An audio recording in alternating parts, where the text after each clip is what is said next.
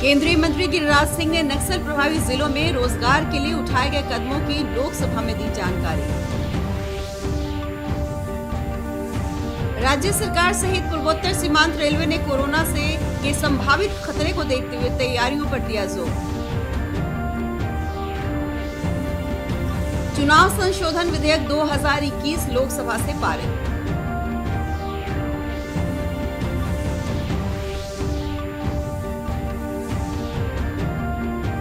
और प्रधानमंत्री कौशल विकास योजना से वैशाली के युवा बन रहे हैं आत्मनिर्भर।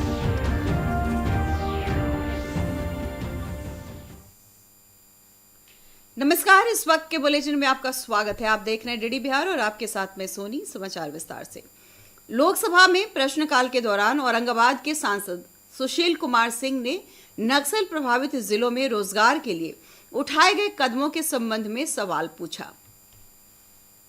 उद्देश्य ये है कि उग्रवाद प्रभावित इलाकों के युवा बंदूक नहीं थामकर किसी न किसी काम में वो लग जाएं।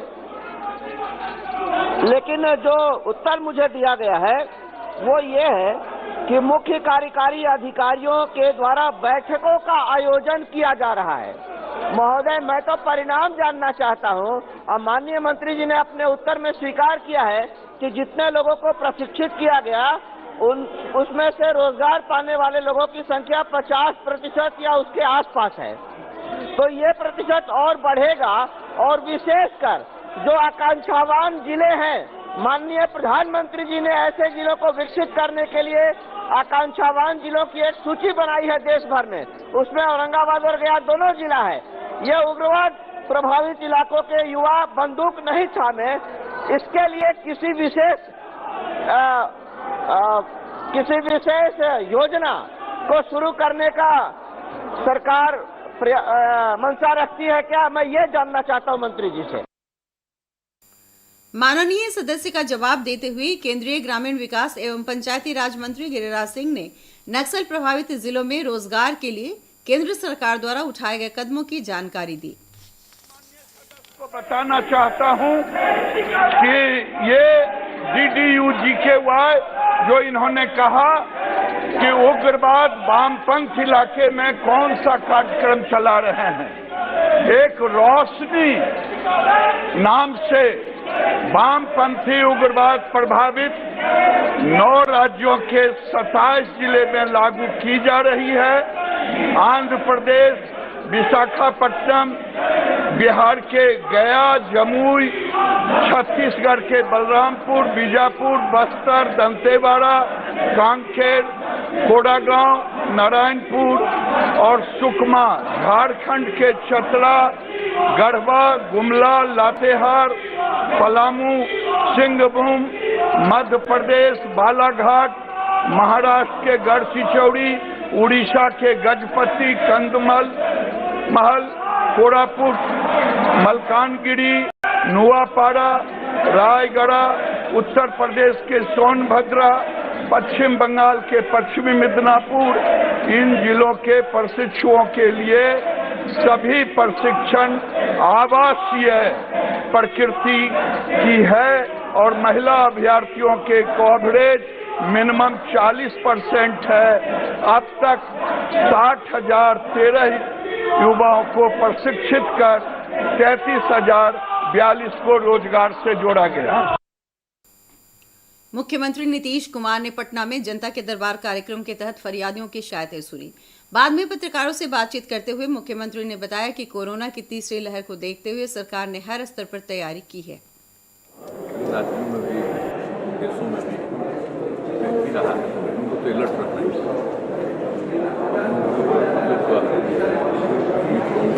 चक्कर हो सकता है, अपने देश का 3rd फेज हो सकता है और अन्य जगहों का कोई का 4th है, कोई का 5th है दूसरे देशों में, लेकिन अपने देश में तो तीसरा फेज है।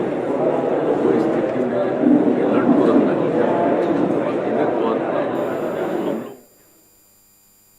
दूसरी ओर पूर्वोत्तर रेल सीमांत रेलवे के महाप्रबंधक अंशुल गुप्ता ने कटिहार रेलवे स्टेशन का औचक निरीक्षण किया। इस दौरान उन्होंने कोरोना की तीसरी लहर से निपटने के लिए की गई तैयारियों का जायजा लिया। संवाददाताओं से बातचीत में श्री गुप्ता ने कहा कि सभी रेल अस्पतालों में ऑक्सीजन प्लांट और स्पेशल वार्ड की अलग से व्यवस्था की गई है।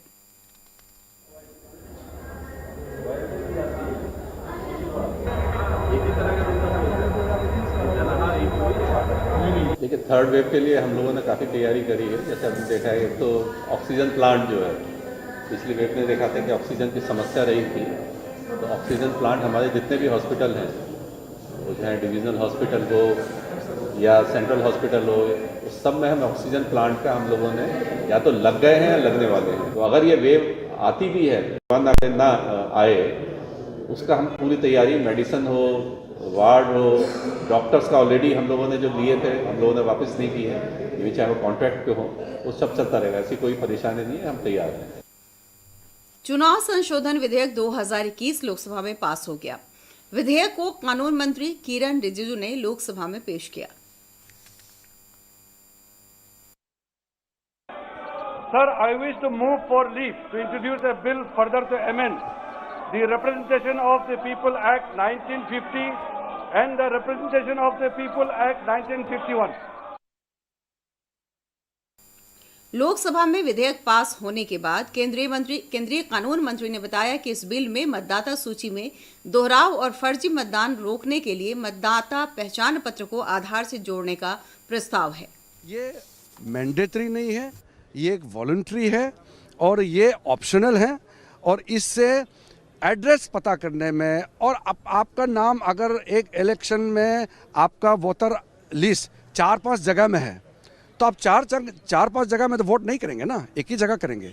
तो नकली वोटर, फर्जी वोटर या आपका जो फेक वोटिंग होता है, इसको रोकने में ये आज का जो बिल है, ये बहुत बड़ा काम करेगा। इस बुलेटिन का सीधा प्रसारण आप हमारे YouTube channel DD news Bihar पर देख सकते हैं। इसके अलावा ट्विटर और फेसबुक पेज पर भी ताज़ा तरीन समाचार और सूचनाएं उपलब्ध हैं। हमारे YouTube चैनल तक पहुंचने के लिए अपने मोबाइल से स्क्रीन पर दिखाए जा रहे QR कोड को स्कैन करें और डीडी बिहार से प्रसारित होने वाले समाचार देखें। कहते हैं किसी को 2 वक्त की रोटी देने से अच्छा है कि उसके हाथों को वह हुनर दे दिया जाए जिससे वह ताउम्र कमाकर खा सके। प्रधानमंत्री नरेंद्र मोदी की सोच इस दिशा में काम करती है और यही वजह है कि उन्होंने युवाओं को कौशल विकास पर जोर दिया। इसी कड़ी में वैशाली के युवाओं को घरेलू विद्युत उपकरणों की मरम्मत और सर्विसिंग की ट्रेनिंग दी जा रही है। देखिए वैशाली से रतन कुमार की एक रिपोर्ट।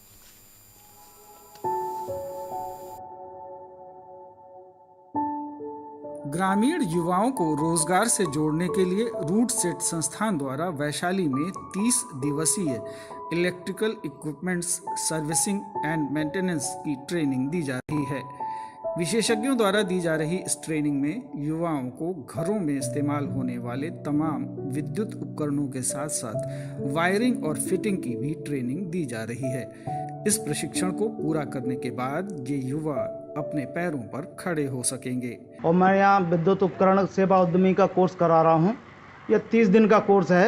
यह ग्रामीण स्वरोजगार विद्युत योजना के तहत है और इसके अंदर सभी प्रकार की वायरिंग, ऑफिस का वायरिंग, हॉस्पिटल का वायरिंग, सभी प्रकार का 3 फेस का वायरिंग, 2 फेस का वायरिंग बताया जाता है। जितने भी घर के अंदर उपकरण होते हैं सभी उपकरणों की रिपेयरिंग के बारे में बताया जाता है और इससे ना बच्चा सीख करके अपना स्वरोजगार कर सकता है।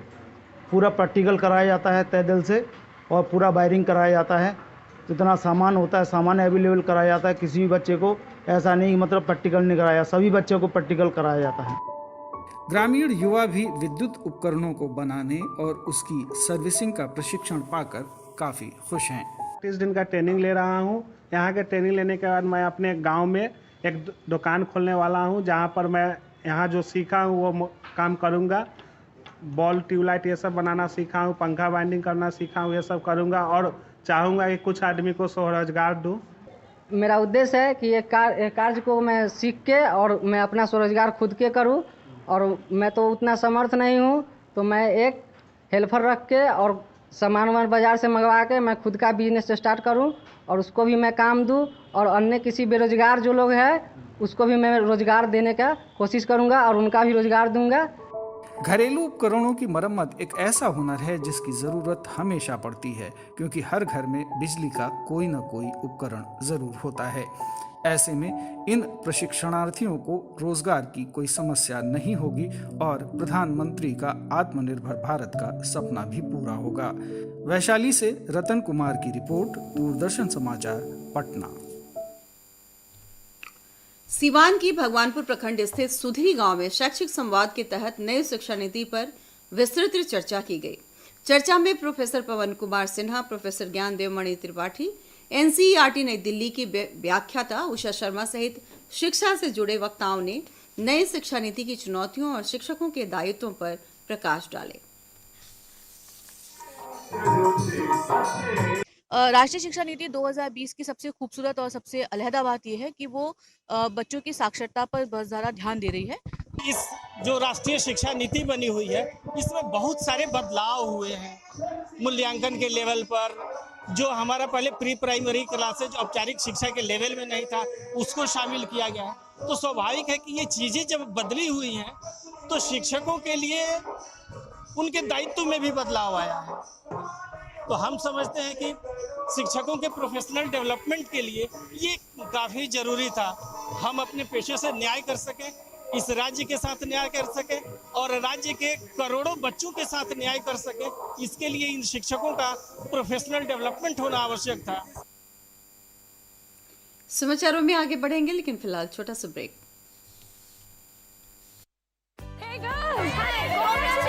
आज तो पार्टी चाहिए। चैंपियन के साथ सेल्फी लेंगे। आइडिया, यही करते हैं पार्टी। Pizza party. ये चल अपना कार्ड और पिन दे। मेरे कार्ड की डिटेल्स मैं खुद ही डालूंगी। आरबीआई कहता है अपना पिन, ओटीपी, सीवीवी या इंटरनेट बैंकिंग पासवर्ड किसी के साथ शेयर ना करें। ऑनलाइन बैंकिंग सिर्फ अपने कंप्यूटर, मोबाइल और सिक्योर नेटवर्क से करें। बाय गर्ल्स, कहाँ जा रही है? सुना नहीं, नो शेयरिंग। आरबीआई कहता है जानकार बनिए, सतर्क रहिए। ब्रेक के बाद समाचारों में आगे। सीतामढ़ी जिले में कला, संस्कृति एवं युवा विभाग और जिला प्रशासन के संयुक्त तत्वावधान में खेले गए 4 दिवसीय जिला स्तरीय खेलकूद प्रतियोगिता के समापन पर पुरस्कार वितरण किया गया। इस प्रतियोगिता में करीब 390 सर्वश्रेष्ठ खिलाड़ियों का चयन राज्य स्तरीय प्रतियोगिता में भागीदारी के लिए किया गया। डीडीसी विनय कुमार ने कहा कि जिले में खिलाड़ियों के बेहतर अवसर मिले, इसके लिए जिला प्रशासन सहयोग देती रहेगी।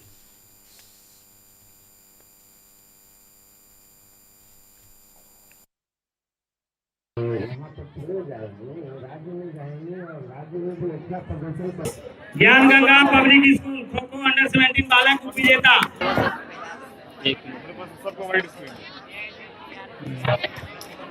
आज सीतामढ़ी जिला के लिए बहुत ही गौरव का क्षण है। इतने सारे खिलाड़ियों ने क्वालिफाई किया है, एक तरह से कहिए राज्य स्तरीय खेल के। और हम लोग को उम्मीद है कि यही इसी खिलाड़ियों में से हम लोग राज्य स्तर के ही नहीं बल्कि राष्ट्रीय स्तर के खिलाड़ी हम लोग देंगे। हम लोग ये उम्मीद है कि आज का यह जो दिन है सीतामढ़ी के खेल के इतिहास में। राजधानी पटना सहित प्रदेश भर में सर्द पछुआ हवा के कारण तापमान में लगातार गिरावट दर्ज की जा रही है। बढ़ती ठंड के कारण लोगों के जीवनचर्या में बदलाव हुए हैं।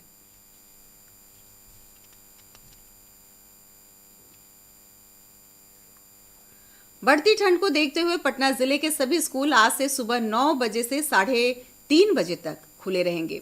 3:30 बजे के बाद कोई शैक्षणिक गतिविधियां नहीं होंगी। पटना के जिलाधिकारी डॉक्टर चंद्रशेखर सिंह ने यह आदेश जारी किया है।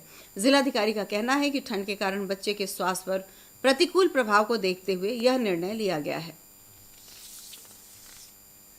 जिलाधिकारी ने ठंड के बढ़ते प्रभाव को देखते हुए राजधानी पटना में चल रहे रैन बसेरों का निरीक्षण किया। जिलाधिकारी ने कई जरूरतमंदों से बात कर अलाव जलाने और अन्य सुविधाओं की आपूर्ति सुनिश्चित करने के निर्देश दिए।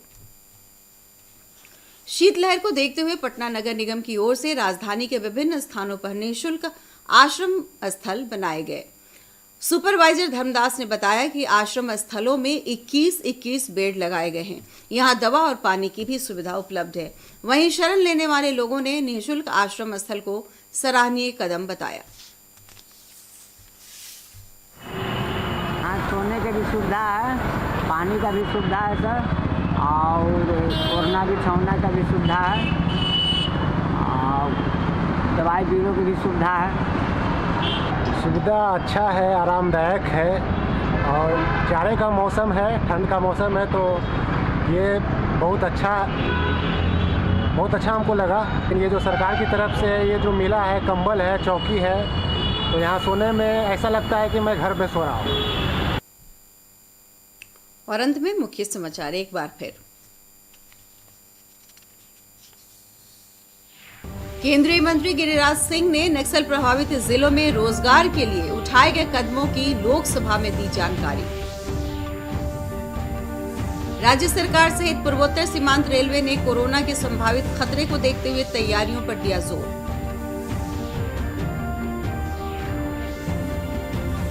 चुनाव संशोधन विधेयक 2021 लोकसभा से पारित।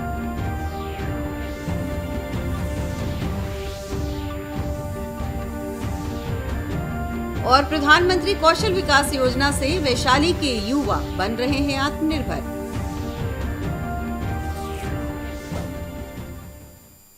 और जाते जाते बहुत जरूरी बात, दर्शकों, कोविड का खतरा कम नहीं हुआ है, इसलिए आप सबों से अपील है कि कोई भी कोताही ना बरतें।